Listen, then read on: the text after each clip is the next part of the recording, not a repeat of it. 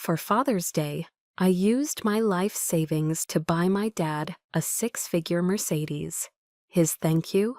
He raised a glass at his party, pointed right at me, and announced to everyone, "I'm proud of all my children, with the exception of the failure sitting at this table." He had no idea that this failure was holding a secret that could destroy his entire legacy. My name is Eliza Matthews, and I am 32 years old. The drive from New York City to Wellesley, Massachusetts is a familiar one, a 3.5-hour straight shot up I-95 and across the Mass Pike. But today, it felt different. The new leather scent of the obsidian black Mercedes S-Class filled the cabin, a fragrance I had desperately hoped would smell like recognition. It was more than a car. It was a rolling 2.5-ton statement piece and meticulously crafted report card of my success, presented on 4 wheels. For the past year, I had worked with a singular, ferocious focus. I had traded lavish vacations for late nights at the Goldman Sachs office, replaced fine dining with sad desk lunches, and funneled every spare dollar into the fund for this car. All for a single, childish fantasy: to see my father, Richard Matthews, look at something I had achieved, and finally, just once, nod with pride. My hands tightened on the smooth leather of the steering wheel as I turned onto the tree-lined street of my childhood. Each perfectly manicured lawn and sprawling colonial house was a reminder of the world I had fought to escape, and yet a world whose approval I still craved like a drug.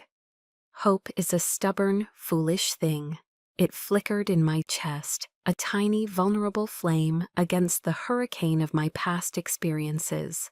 But with every foot closer to the imposing brick facade of my parents' home, a familiar cold dread began to creep in, whispering the same old line, "It will never be enough." I pulled into the driveway. Before I could even fully turn off the engine, the front door opened. My father stood there, not with a welcoming smile, but with a frown of mild irritation etched onto his face. I was early, of course. "Eliza," he said, his voice flat. It was a statement, not a greeting. His eyes immediately bypassed me, locking onto the car. He walked towards it, his gait the confident stride of a man who assesses value for a living. There was no warmth, only analysis. "Mercedes S-Class, the 5580 model," he murmured, his tone the same one he used when evaluating a property. He circled the vehicle slowly, his reflection gliding across the flawless black paint. He ran a single critical finger along the chrome. "They've changed the grille design. I preferred the old one." My heart, which had been pounding with a nervous rhythm, began to sink. I held out the key, the 3-pointed star emblem cool against my clammy palm. "Happy early Father's Day, Dad." He took the key without making eye contact. His gaze was still scanning the car, and then, with an almost imperceptible squint, he found it. "There's a scratch here," he said, pointing to a minuscule mark near the wheel well. A blemish so tiny it was likely from transport. "New, and it's already flawed." The words hung in the air, a cold splash of water on that tiny, flickering flame of hope. He got in, started the engine, and took it for a short, silent loop around the block. I stood on the driveway, feeling foolish and small, the way I always did in his presence. When he returned, he didn't park it in the wide, open space in front of the house where it could be admired. He drove it straight into the 3-car garage, parking it next to his aging Porsche and my mother's sensible SUV. He was hiding it. He stepped out, tossing the key back to me as if I were a valet. "It's adequate," he said, his final verdict delivered. Then came the final crushing blow. "They must be paying you a fortune on Wall Street to be wasting money like this. You could have bought a plot of land with that kind of capital. A real asset. That was it. That was his thank you. No hug, no proud smile, no acknowledgement of the sacrifice it represented. He had taken my grand gesture, my offering of love and success, and reduced it to a poor financial decision. He turned and walked back into the house, leaving me alone on the driveway. I stood there for a long time, staring at the closed garage door. The gift I had poured my heart and soul into was now just another one of his possessions, tucked away in the dark. A profound, hollow numbness spread through me, a familiar ache that had been my companion for my entire life. I walked into the house and up to my old bedroom, the silence of the place pressing in on me. From my window, I could see the top of the garage. I sank onto my bed, the weight of it all finally hitting me. Why do I even bother trying? The question echoed in the silent room, a ghost of every other time I had asked it before. The question, why do I even bother trying, hung in the air of my old bedroom, a familiar ghost. The answer, I knew, wasn't simple. It was buried under decades of accumulated evidence, a private collection of slights and dismissals I kept locked away. Sitting there on the edge of the bed, the silence of the house allowed the door to that museum to creak open, and the exhibits of my past began to light up one by one. The first memory to surface was from my senior year of high school. I was 17. And I had just won the state debate championship. I remember the drive home, the heavy gold-plated trophy sitting on the passenger seat, its weight feeling like validation itself. My heart was a frantic drum against my ribs. I burst through the front door, trophy held high, my face flushed with a rare, uncomplicated joy. My father was in the living room, his eyes fixed on the flickering stock ticker on CNBC. He glanced up, his gaze briefly touching the trophy before dismissing it. "Debate, huh?" he said, his attention already returning to the screen. "That's nice. James just landed a summer internship with Bob Henderson's firm. Now that's real-world experience." He never touched the trophy. He never asked what the final debate topic was. He never acknowledged the months of preparation, the late nights researching, the sheer terror of public speaking that I had conquered. My victory was nothing more than a trivial hobby compared to my older brother's first step onto the corporate ladder, a path my father had paved for him. The next morning, I found the trophy not on the mantelpiece in the living room, where James's football trophies gleamed under the track lighting, but on a high shelf in the dusty storage closet placed there by our housekeeper. It sat there among old photo albums and discarded Christmas decorations, an invisible monument to an invisible achievement. It became the first piece in my museum of rejections. Another exhibit lit up, this one from a year later, the day my acceptance letter from Cornell University arrived. It was a thick envelope, and inside was the news, a full-ride scholarship. My mother, Caroline, had actually cried tears of joy, hugging me tightly in the kitchen. She saw it for what it was, a monumental achievement, a ticket to a future I had earned entirely on my own. I waited until dinner to tell my father, my hands trembling slightly under the table. When I announced the news, the cheerful clinking of silverware stopped. My father placed his fork down on his porcelain plate with a deliberate, heavy click that echoed in the sudden silence. "Cornell?" he said, his voice laced with a cool contempt that was far more chilling than shouting. He leaned back in his chair. "Was Boston University, my alma mater, not good enough for you? Or do you think you're so special you have to go halfway across the country?" He didn't see the scholarship. He didn't see the honor. He saw my success as a personal betrayal, a public rejection of his legacy and his control. "What are you trying to prove by going there, Eliza?" he continued, his eyes narrowing. "That you don't need the Matthews name?" That question became a phantom that haunted my college years, turning my pride into a constant, gnawing guilt. I wasn't just getting an education, I was apparently committing an act of rebellion. But the most painful exhibit in my museum wasn't a trophy or a letter. It was a memory bathed in the orange glow of spilled juice.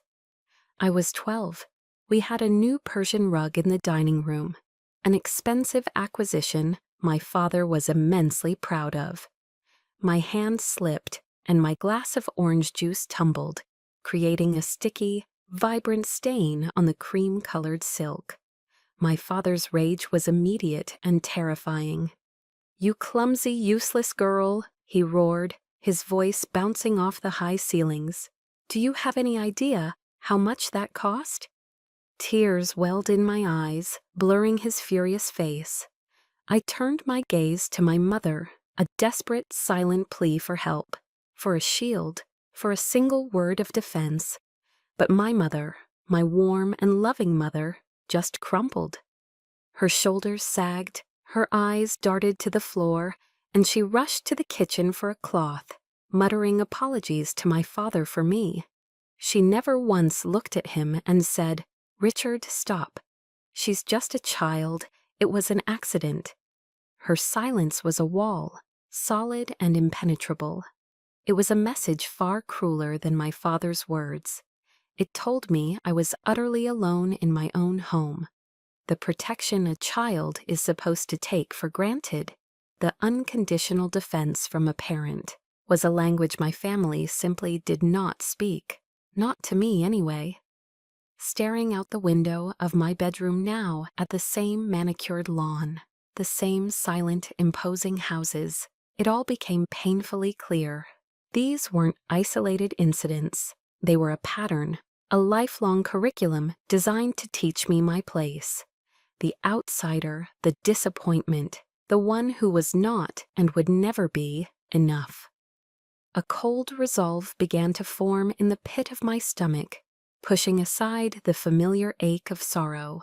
I had survived this. I had built a life, a career, a self, far away from this suffocating perfection. I escaped this place once. I built a life for myself on my own terms. The thought wasn't a question anymore.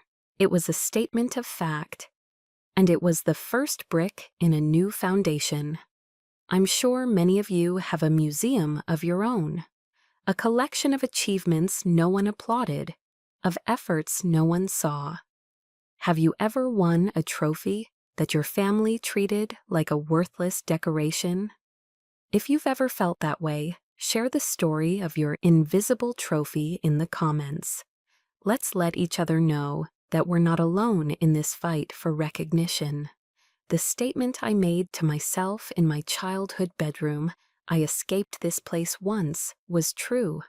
But freedom, I had learned, had a steep price, one I paid for in sweat and solitude. My first years in New York City were a brutal lesson in survival. I left the sprawling comfort of Wellesley for a cramped fifth-floor walk-up in Brooklyn, where the nightly symphony of sirens became my lullaby, and the steam hissing from the ancient radiator was my only roommate. It was a world away from the life my brother James was living. I remember the Sunday video calls, a family ritual I both dreaded and felt obligated to attend.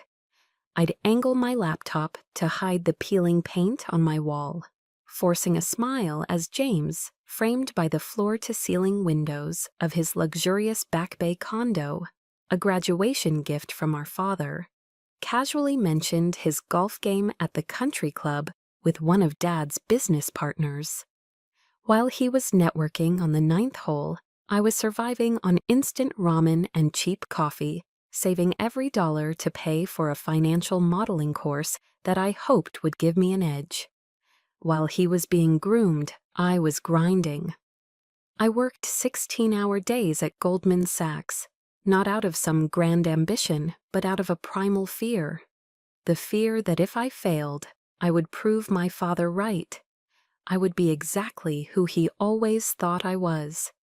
8 years of that relentless pace, of sacrificing my 20s at the altar of my career, finally paid off. The day I was promoted to senior investment strategist, the youngest in the firm's history, I didn't celebrate with champagne and friends. I stood alone in my glass-walled office at 200 West Street, long after everyone else had gone home, and watched the glittering tapestry of the Manhattan skyline. The city lights seemed to pulse with energy, a reflection of the frantic, triumphant beat of my own heart. For a moment, I felt invincible. I called home, needing to share the news. My mother answered, her voice a hushed, hurried whisper. "Oh, honey, that's wonderful," she said, but I could hear the television in the background, my father's nightly business report. "I'm so proud of you, but your father's watching his show. I'll tell him later." I spoke to him a few days later. His reaction was a masterclass in psychological demolition. "Good," he said, his tone flat and unimpressed. "But don't forget, Goldman is a partner of our firm. The Matthews name carries weight, even in your world." Just like that, with a single sentence, he siphoned all the air out of my victory. He took my 8 years of grueling work, my sacrifice, my singular achievement, and stamped his own name on it. My success wasn't mine. It was an extension of his influence. The joy I had felt standing in my office curdled into a familiar, bitter taste in my mouth. I was, once again, just a reflection of him. It was in the depths of that particular loneliness that the seed of doubt, planted long ago, finally began to sprout. I was idly scrolling through my 23andMe results one evening, something I'd done out of curiosity months before, when I noticed it again, an anomaly, a distant cousin match that had no connection to the well-documented Mayflower-descended Matthews family tree. A morbid curiosity took hold, a dangerous, reckless impulse to pull at a thread I knew I should leave alone. On my next visit home, my heart pounding with a strange mix of terror and determination, I pocketed the old silver-backed hairbrush from my father's bathroom vanity. It felt like a crime. I sent the hairs from the brush, along with a new DNA sample from myself, to a discreet paternity testing lab I found online, paying extra for confidential results. The email arrived on a Tuesday afternoon. The subject line was clinical. "Your paternity test results are ready." I stared at it for a full 10 minutes, my cursor hovering over the link, my breath caught in my throat. My hand was shaking so badly I had to steady it with my other. Finally, I clicked. I entered the secure password and the PDF loaded. I scrolled past the technical jargon, my eyes searching for the one line that mattered. And then I saw it. The words were stark, black and white, stripped of all emotion. Probability of paternity, 0% 0. The world tilted on its axis. I read the line again, and again. It didn't seem real. A wave of dizziness washed over me, followed by a cold, shocking clarity. It was a nuclear bomb delivered in a PDF file, a secret with the power to obliterate everything I thought I knew about my life, my family, my own identity. I saved the document to an encrypted folder on my laptop, naming it simply Contingency. It was a secret I didn't know how to handle, a truth that was both a terrifying curse and in some strange, twisted way, the ultimate liberation. It was a ticking time bomb, and the annual Father's Day gathering was just around the corner. The annual Matthews Father's Day gathering was less a family event and more a meticulously staged piece of theater. And this year, my car was the unwilling star of the show. When I arrived, the day after my initial chilling encounter with my father, my breath caught in my throat. There it was, the Mercedes S-Class, my gift, strategically parked at the head of the circular driveway. It gleamed under the warm June sun, positioned perfectly for every arriving guest to admire. It wasn't a gift anymore, it was a prop, a testament to the wealth and success of Richard Matthews.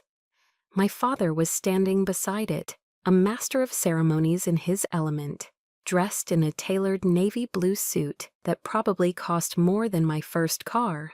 He held a crystal glass of what I knew was Macallan 18, gesturing with it as he regaled a group of his business partners. He was playing the part of the magnanimous patriarch, a man so successful he could casually acquire six-figure vehicles. When he saw me approaching, his performance didn't falter.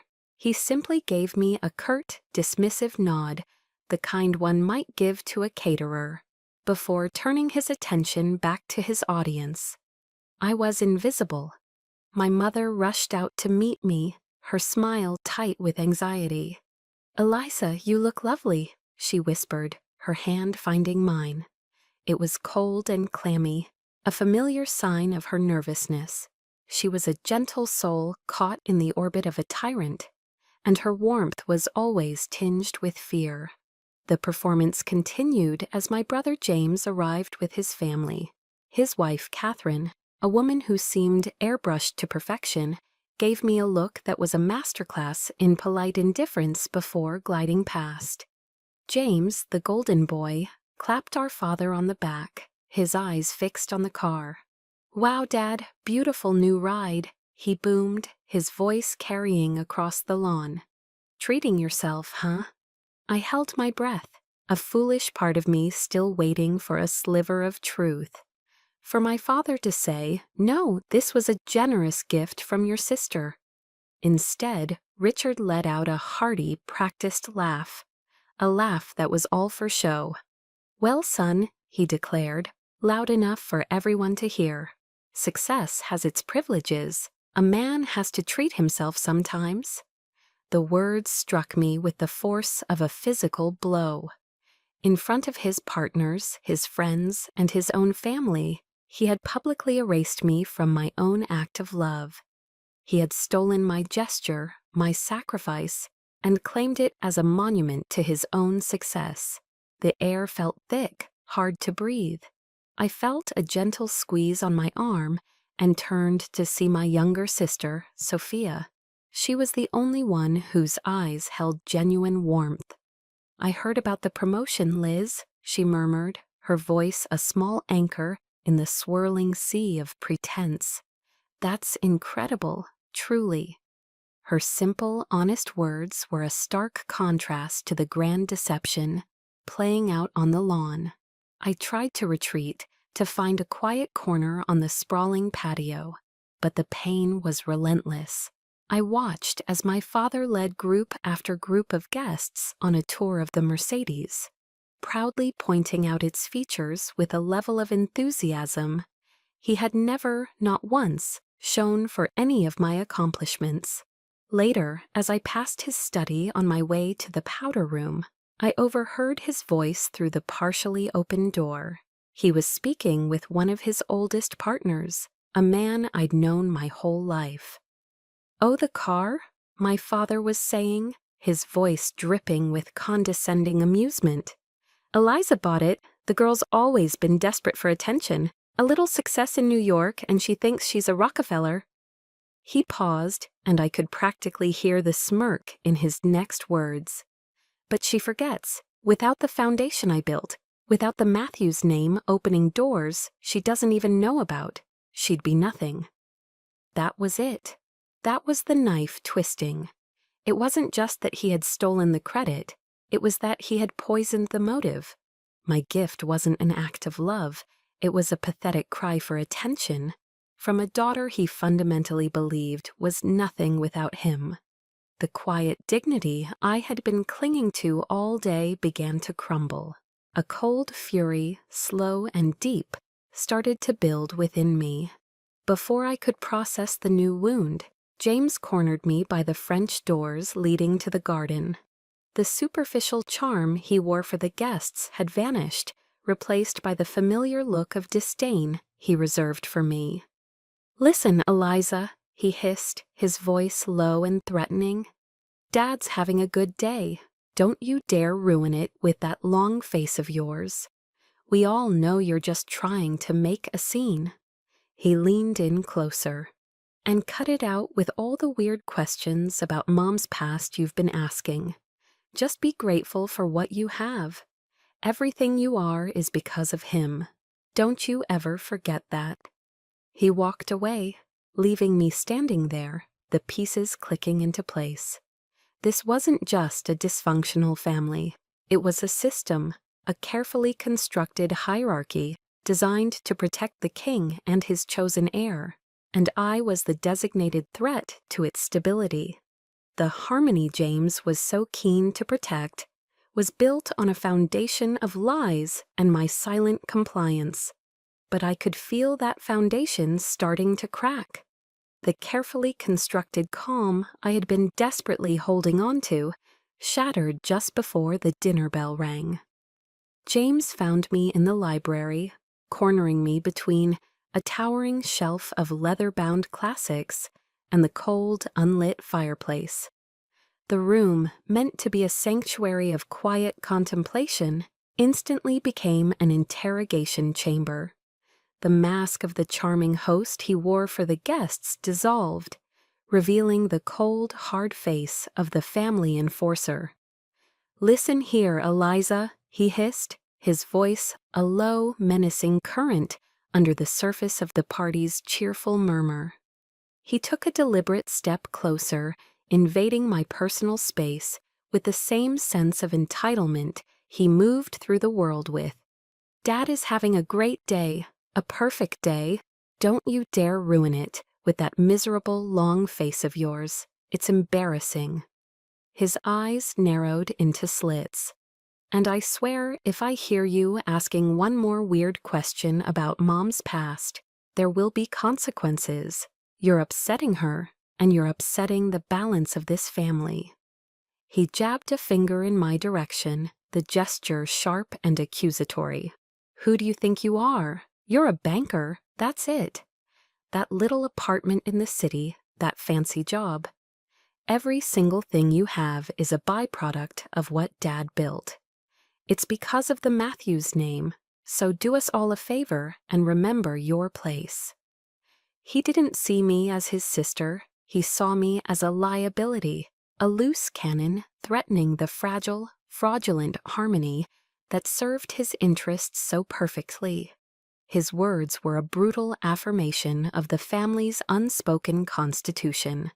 Richard was king, James was the crown prince, and I was the court jester, there for occasional amusement, but easily disposed of if I stepped out of line. I said nothing, I just stared at him, my silence a more potent response than any argument I could muster. It seemed to unnerve him. He scoffed, a short, sharp sound of disgust, and walked away, leaving me alone with the scent of old leather and fresh contempt. Dinner was served in the formal dining room, a cavernous space that was as magnificent as it was cold. The long, polished mahogany table reflected the glittering crystals of the chandelier above, a perfect mirror of the Matthews family. A beautiful, flawless surface hiding a dark, empty core. The seating arrangement was a deliberate act of psychological warfare. I was placed at the far end of the table, an isolated island between an elderly, half-deaf business associate of my father's and his equally quiet wife. The real conversation, the laughter, the power, was all concentrated 20 feet away, where Richard and James held court. My father's gaze would sweep down the table, a king surveying his subjects, but it would always pass over me as if my chair were empty. I was a ghost at my own family's feast. The staff, in crisp white uniforms, brought out the courses, each a work of art. First, a creamy lobster bisque in a delicate porcelain bowl. Then a perfectly cooked beef Wellington with a rich truffle sauce, served with a side of slender asparagus spears drizzled with hollandaise. The food was exquisite, a menu worthy of a Michelin star restaurant. But it all tasted like ash in my mouth. I ate mechanically, lifting the heavy silver fork to my mouth, chewing, swallowing, each bite a reminder of my profound isolation. I could hear my father's booming laugh as he recounted a story about a recent real estate deal in the Seaport district, heaping praise on James for his sharp instincts. I was tasting humiliation, a flavor I knew all too well. Then my father's attention finally turned to me, and I felt a familiar chill run down my spine. It was a predator's gaze, slow and deliberate, singling out the weakest member of the herd for sport. "Eliza," he called out, his voice silencing the table. All heads turned to me. I felt like a specimen under a microscope. "I hear your line of work, that whole finance world, is rather volatile these days, isn't it?" He didn't wait for an answer, turning to the man beside him. "Not stable like real estate, not a real, tangible asset. Just numbers on a screen, aren't they? Air." I took a slow, steadying breath, marshaling the professional composure I use to command boardrooms. "Actually, Dad, the market has shown significant growth in the tech sector, and our projections—" "Numbers," he cut me off with a sharp, dismissive wave of his hand. "Illusions, it's not the foundation of real, lasting wealth." He had successfully delegitimized my entire career in 2 sentences. But he wasn't done. One of the guests, a woman whose name I'd forgotten, tried to be polite. "And are you seeing anyone, my dear? A successful young woman like you must have men lining up." Before I could form a polite deflection, my father seized the opportunity like a wolf pouncing on its prey. He leaned back in his grand, throne-like chair, a cruel, knowing smile playing on his lips. He spoke to the entire table, but his words were poisoned darts aimed directly at my heart. "Eliza has always been more focused on proving something than on building something," he said, his voice casual, as if discussing the weather. "Some people, you see, they chase professional achievements to fill other voids in their lives." The implication was brutally clear, a public vivisection of my personal life. He was suggesting my career was nothing more than compensation for my failure to marry and produce an heir, for my failure to follow the path he had deemed appropriate for a Matthews woman. The air at the table grew thick and heavy. I saw my mother's face pale, her hand trembling as she reached for her water glass. I saw the unmistakable glint of smug satisfaction in James's eyes, and I saw the look of genuine horror on Sophia's face from across the table, her eyes wide with disbelief. In that moment, I wasn't just angry, I wasn't just hurt. A lifetime of being minimized, dismissed, and publicly shamed coalesced into a single cold point in the center of my chest. The humiliation was a physical weight, pressing down, suffocating me, until there was no more room for pain. There was only clarity, a terrifying, liberating clarity. I had nothing left to lose because, in his eyes, I had never had anything to begin with. The charade was over. After dessert plates were cleared and the staff had poured the coffee and brandy, my father stood, tapping a silver spoon against his glass to command attention. This was the tradition, the grand finale of his Father's Day performance, the speech. He began with his usual platitudes, his voice rich and resonant, speaking of legacy, of family, of the values he had worked so hard to build. The words were beautiful, hollow vessels. He raised his glass to James, praising his business acumen and his role in the company's future. He turned to Sophia, commending her grace and her contributions to the community. "Your mother and I," he said, beaming at them, "could not be prouder." And then his gaze found me.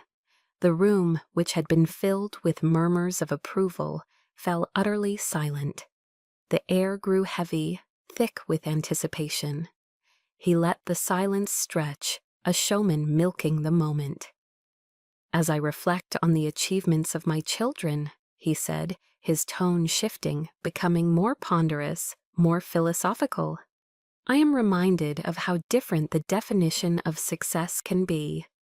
He paused again, a calculated beat of silence.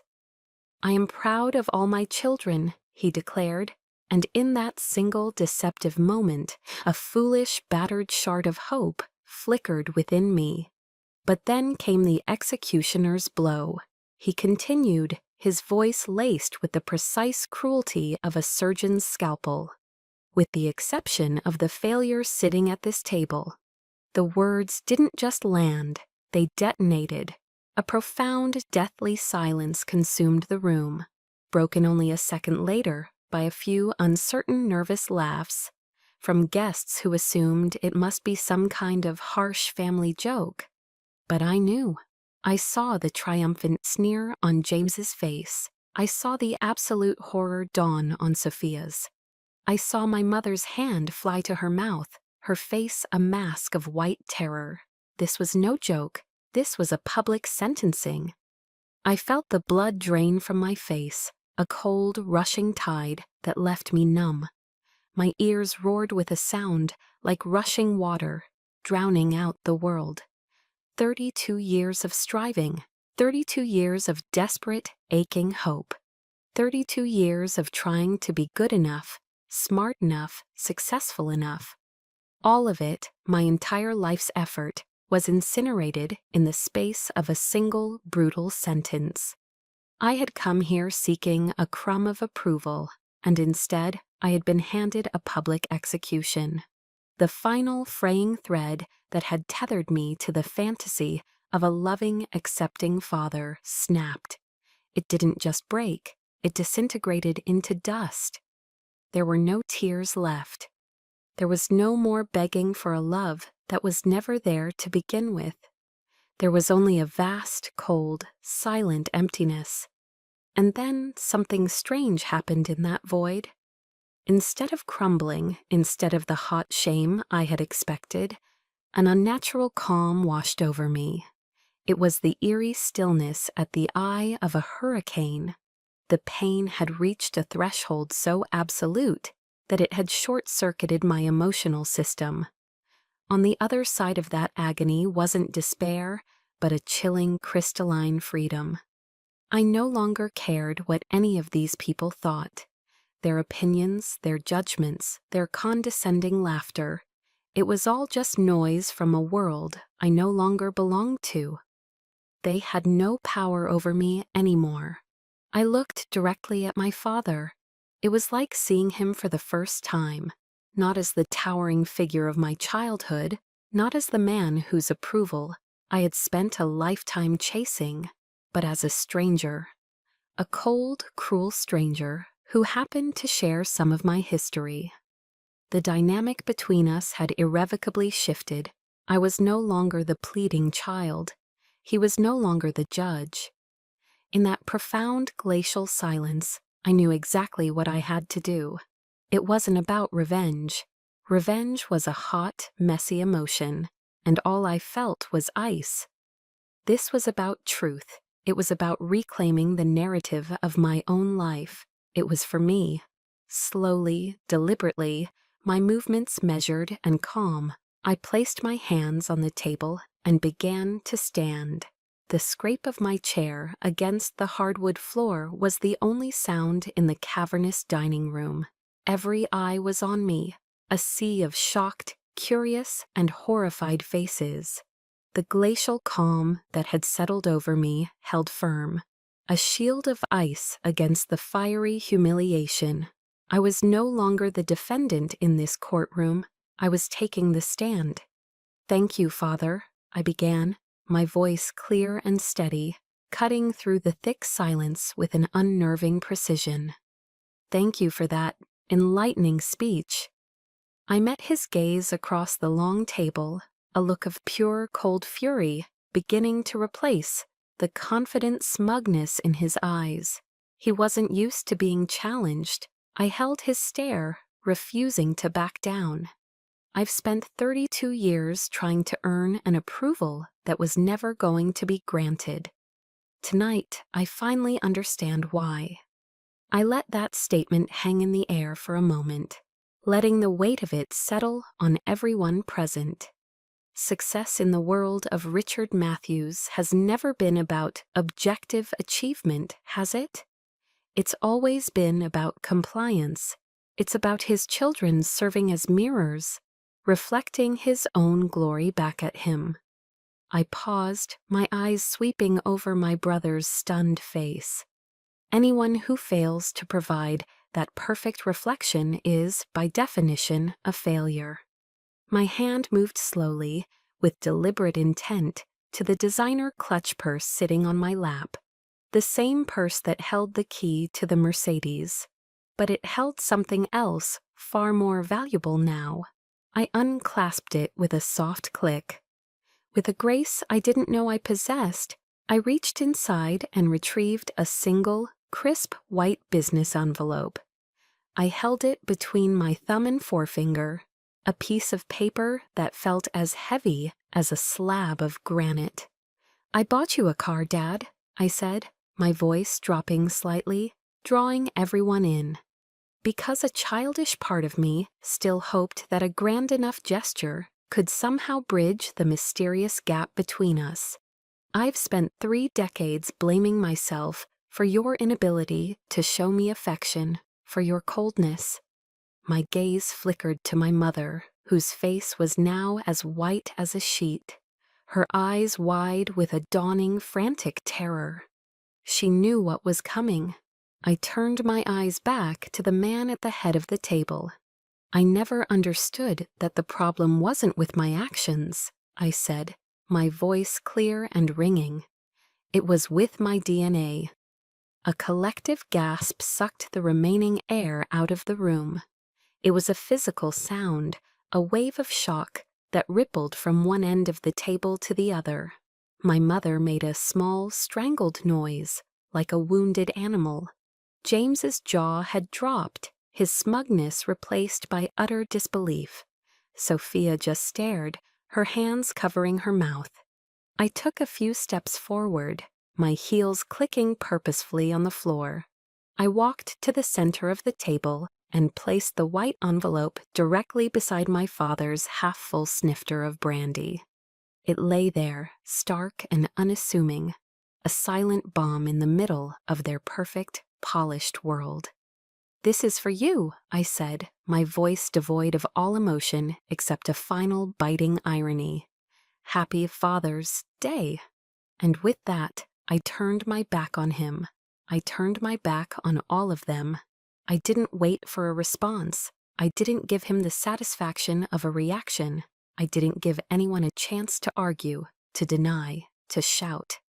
With my spine straight and my head held high, a posture forged not in a finishing school, but in the cutthroat boardrooms of Wall Street, I walked towards the dining room doors. I wasn't running away. I was exiting. Behind me, the spell of silence shattered. I heard the violent scrape of a chair being pushed back, a muffled sob that could only have come from my mother, and then the beginnings of a low, furious roar from the man I had once called my father. The chaos was beginning to erupt, but it was their chaos now, not mine. I didn't look back.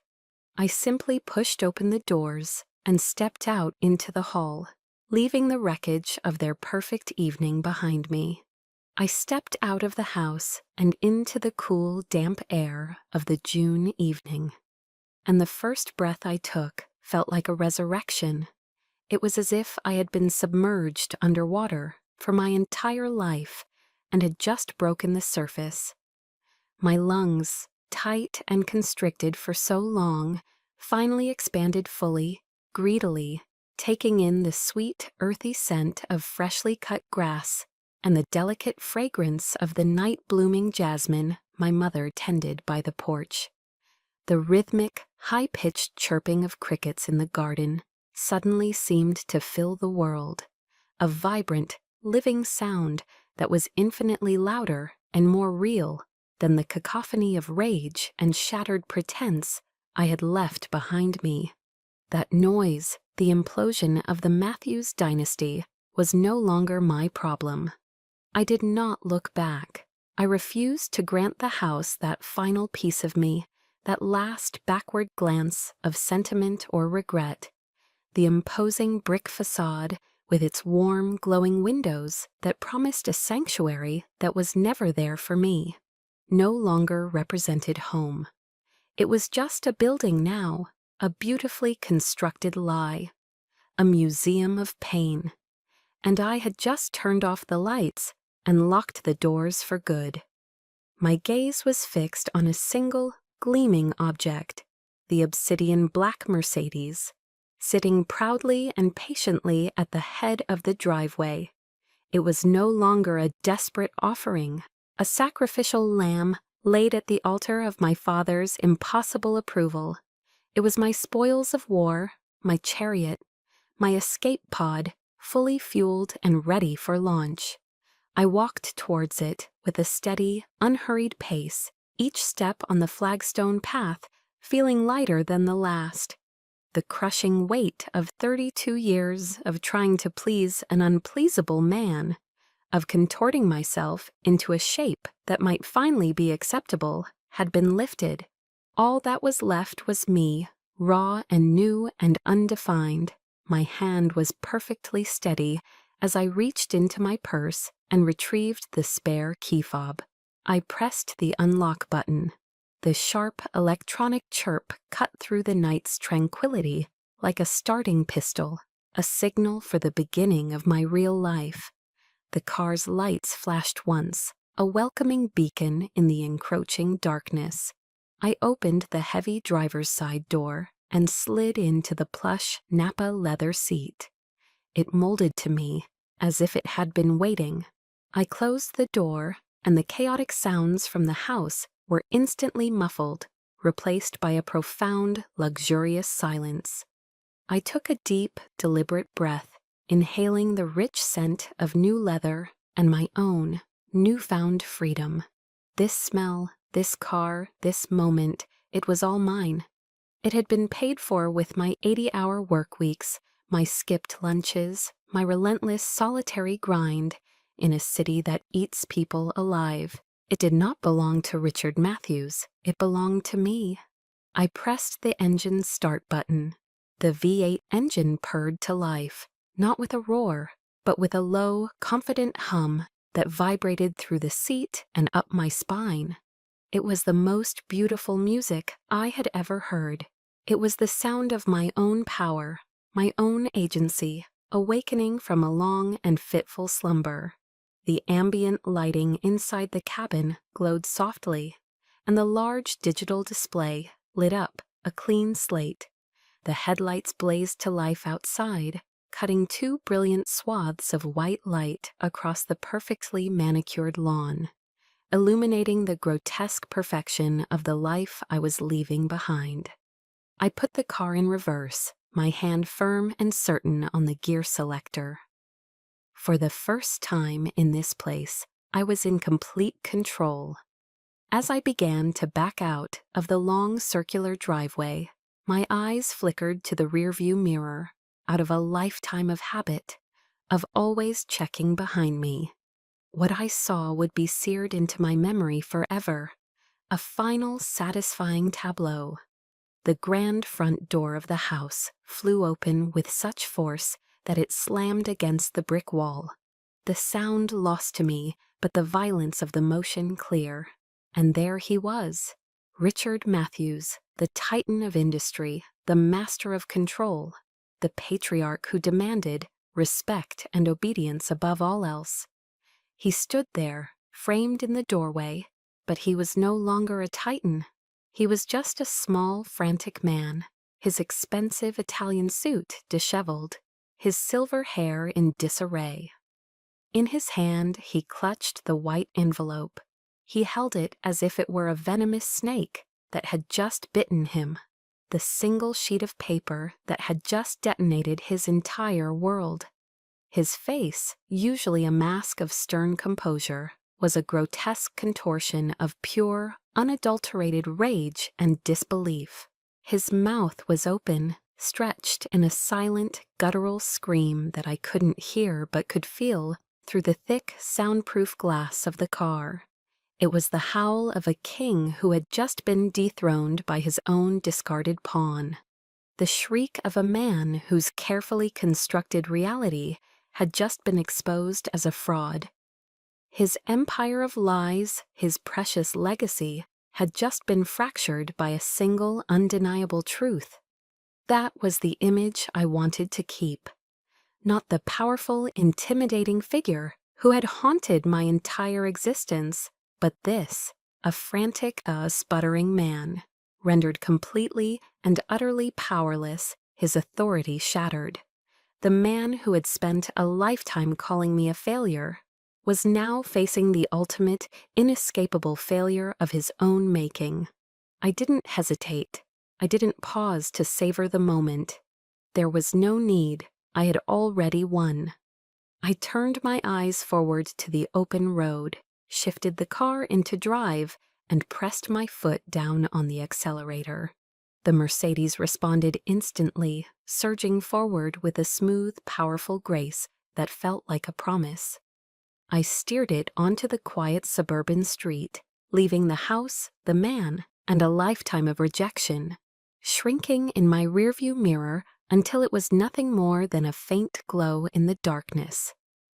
I was driving away from the ashes of my old life, heading toward an unknown future that, for the first time, was entirely my own to write. The road ahead was dark, but I wasn't afraid. I had the keys. The adrenaline that had fueled my dramatic exit evaporated the moment I stepped into the hushed, impersonal luxury of my room at the Four Seasons in Boston.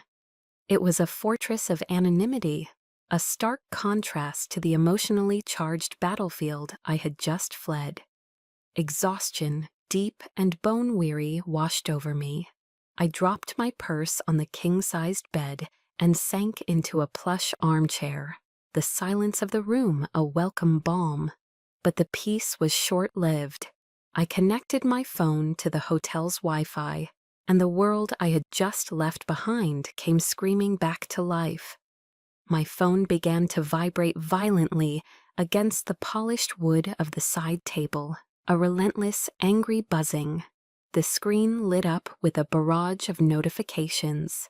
23 missed calls, dozens of text messages. It was the digital aftershock of the bomb I had detonated. I scrolled through them with a detached, clinical coldness. Most were from unknown numbers, likely guests from the party.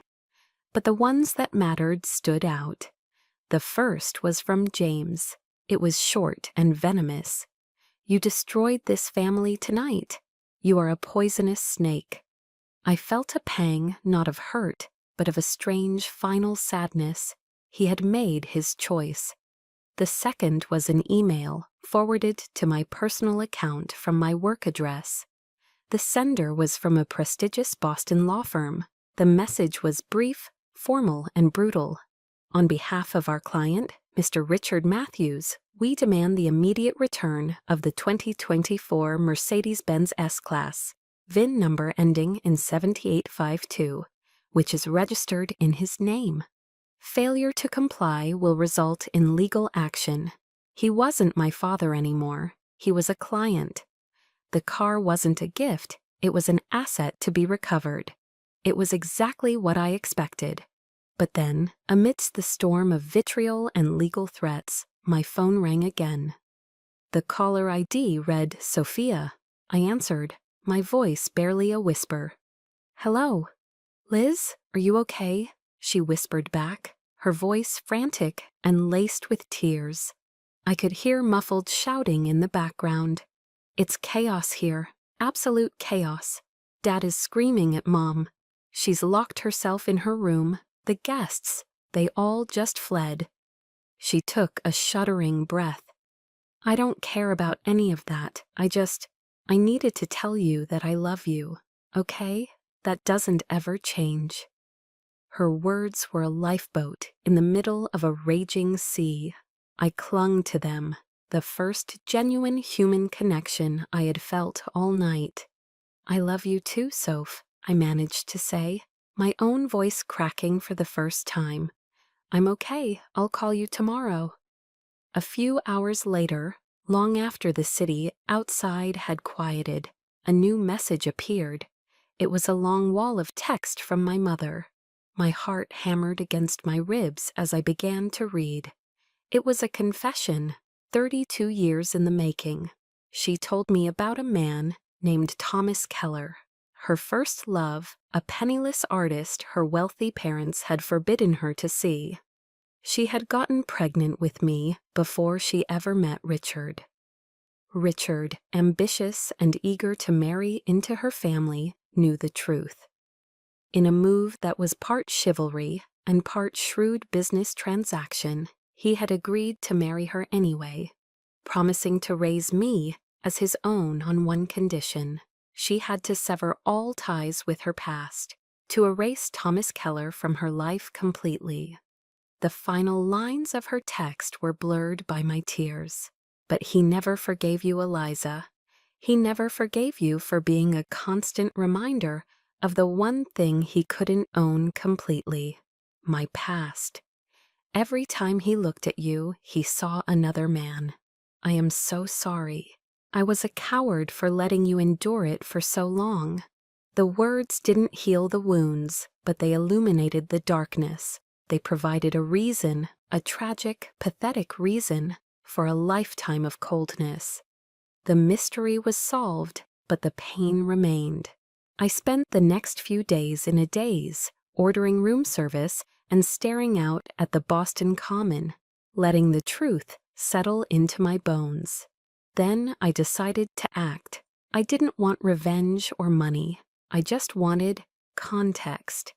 A quick search online led me to Thomas Keller, now a successful and well-regarded architect in San Francisco. His firm's website had a professional headshot. He had kind eyes crinkled at the corners. My eyes.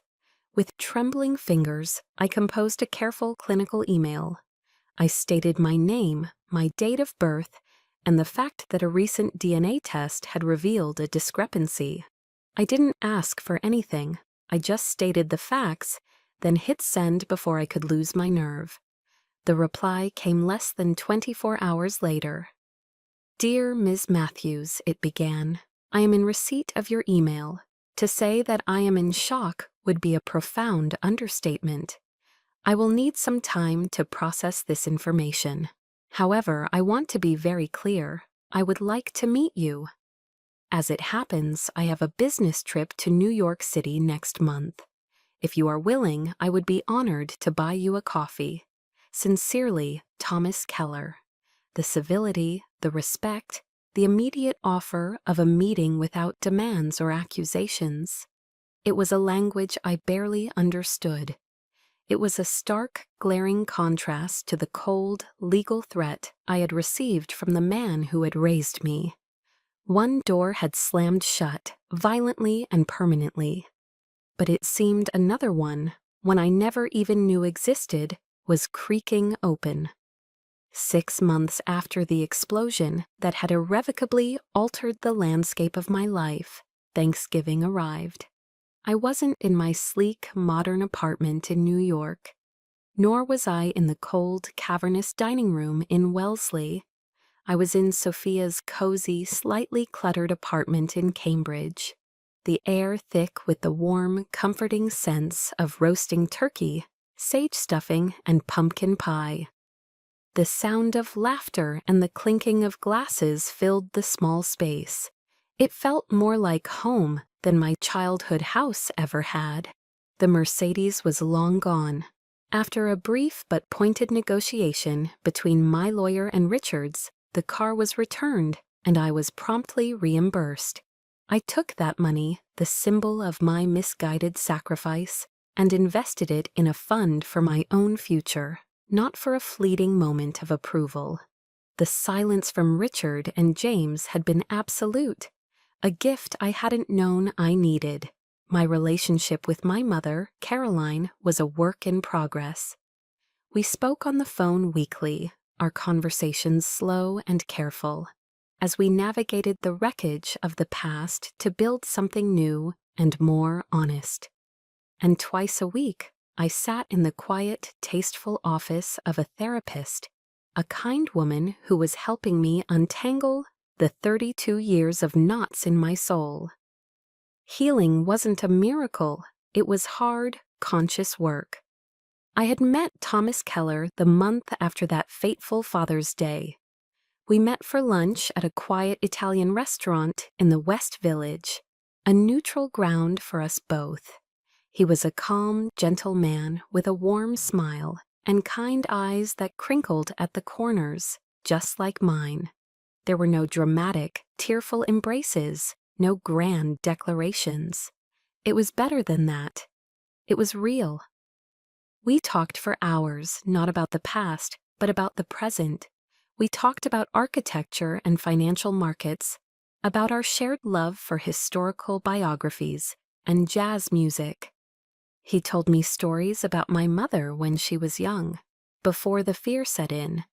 She had a brilliant spirit, he said, a sad, fond look in his eyes. She could light up a room. As we parted ways on the sidewalk, he placed a hand gently on my arm. "I can't change the past, Eliza," he said, his voice full of a regret that wasn't his to carry. "And I would never presume to be a father to you, but I would very much like to get to know the remarkable woman you've become." It was a beginning founded not on obligation or biology, but on mutual respect and a quiet, intellectual connection. We had agreed to take it slow, to let whatever relationship we might have grow organically. After our Thanksgiving dinner, as Sophia and I were clearing the plates, my phone rang. It was my mother. I stepped into the quiet of the hallway to answer. I learned that Richard had, as expected, refused to attend Sophia's dinner, opting instead for a quiet meal with James and his family. There was no sadness in my mother's voice, only a weary acceptance. Then her tone shifted. Something had changed. For the first time in my entire life, the familiar undercurrent of fear in her voice was gone. It was replaced by a quiet strength I had never heard before. "Eliza," she said, her voice clear and unwavering, "I need to tell you something. I am so proud of you." I waited instinctively for the but, the qualifier, the reason, proud of my job, my bonus, my accomplishments, but it never came. "I'm not proud because of your job, or the money you make, or anything you've achieved," she continued, her voice thick with emotion. "I'm proud of who you are. I'm proud of your strength, your resilience, and your incredible courage. I should have told you that every single day of your life, and I am so sorry that I didn't." The words I had spent a lifetime yearning to hear from my father, the validation I had chased across finish lines and into boardrooms, finally came to me. They came from my mother, a woman who had finally found her own voice in the wreckage of her old life. Tears streamed down my face, hot and silent, but for the first time, they were not tears of pain or frustration, they were tears of release. In that moment, I understood. Family wasn't about blood or a shared name on a deed. It wasn't a static noun, it was a verb. It was the act of loving, of showing up, of seeing someone for who they truly are and celebrating it. It was Sophia's unwavering loyalty. It was the respectful curiosity of a man I was just beginning to know. It was the newfound strength in my mother's voice. I had freed myself from the weight of a past that was never truly mine, and in doing so, I was no longer living to prove my worth to anyone. My value wasn't determined by a patriarch's approval or a name etched in stone. It was determined by me. I had found my peace not in a grand mansion, but in the quiet, steady beat of my own, finally free heart. And I had a family, a real one. My journey taught me that sometimes the family we're born into is just a starting point. The real family is the one we build. It's built with respect, with acceptance, and with unconditional love. It might be a sister, a newfound connection, a trusted friend, or even just the peace you find within yourself. I want you to look at your own life. Who is your real family? Tag them or share their name in the comments below and tell them why they matter. Let's celebrate the families we choose.